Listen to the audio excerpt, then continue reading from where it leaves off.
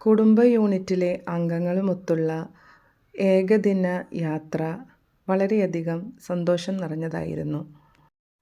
ആദ്യത്തെ ലക്ഷ്യസ്ഥാനം എന്നുള്ളത് തുമ്പൂർമൊഴിയായിരുന്നു. അവിടെ ചെന്ന് ബ്രേക്ക്ഫാസ്റ്റ് എല്ലാം കഴിച്ച് എല്ലാവരും കുറച്ച് സമയം അവിടെ കാത്തിരിക്കേണ്ടി വന്നു.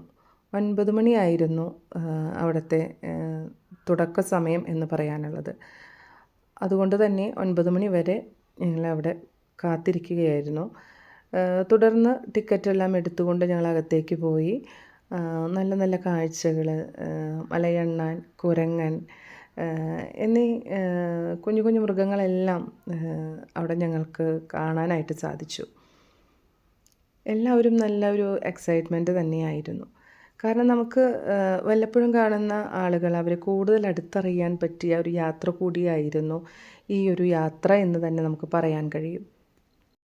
വേനൽക്കാലമായതുകൊണ്ട് തന്നെ നമുക്ക് ഒരു കുഞ്ഞു നിർദ്ദേശം വെക്കാനായിട്ട് സാധിക്കും. നല്ല ചൂടാണ്.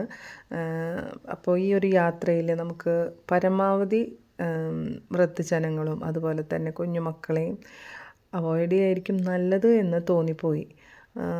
തന്നെയല്ല അത്രയും നടക്കാൻ ബുദ്ധിമുട്ടായ സാഹചര്യമൊക്കെ ഉണ്ടായിരുന്നു.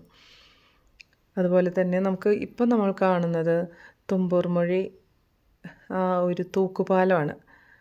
അപ്പോൾ ഒരുപാട് വ്യക്തികൾ ഈ ഒരു യാത്രയിൽ, അതായത് നമ്മുടെ കൂടെ അല്ലാത്തവർ, പുറമേ നിന്ന് വന്ന ജനങ്ങൾ ഒരുപാട് പേരുണ്ടായിരുന്നു.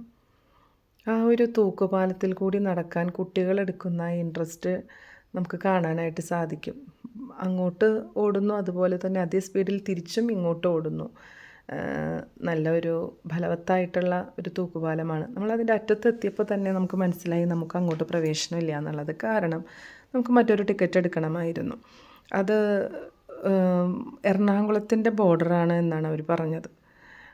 അപ്പോൾ അതിനുശേഷം നമ്മൾ വാഴച്ചാലൊക്കെ കണ്ട്, നമ്മളത് ഈ വെള്ളച്ചാട്ടമൊക്കെ കണ്ട് ഇതിൻ്റെ ഇടയിൽ കൂടി യാത്രയൊക്കെ ചെയ്യുകയാണ്. ഒപ്പം തന്നെ കണ്ടല്ലോ, മുതിർന്നവരും അഥവാ വാർദ്ധക്യത്തിലെത്തിയിട്ടുള്ള അമ്മമാരും ഈ ഒരു യാത്രയിലുണ്ടായിരുന്നു.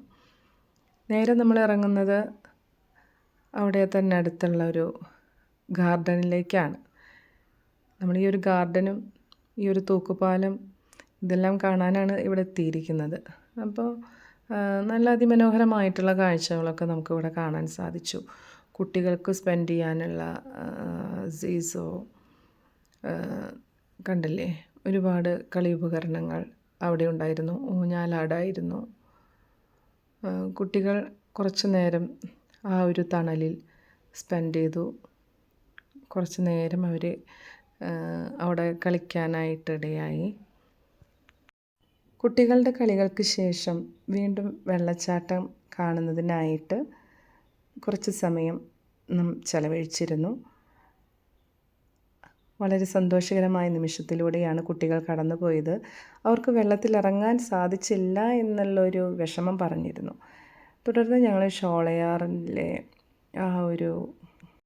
ഷോളയാർ കാഴ്ചകൾക്ക് ശേഷം വാൽപ്പാറ, മലക്കപ്പാറയൊക്കെ പോയിരുന്നു.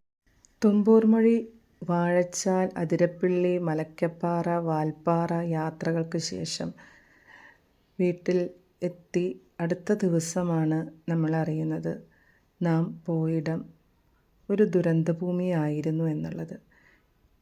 സുരക്ഷിതമായി വീട്ടിലെത്താൻ സാധിച്ചതിൽ ദൈവത്തിന് ഒത്തിരി നന്ദി പറയുന്നു.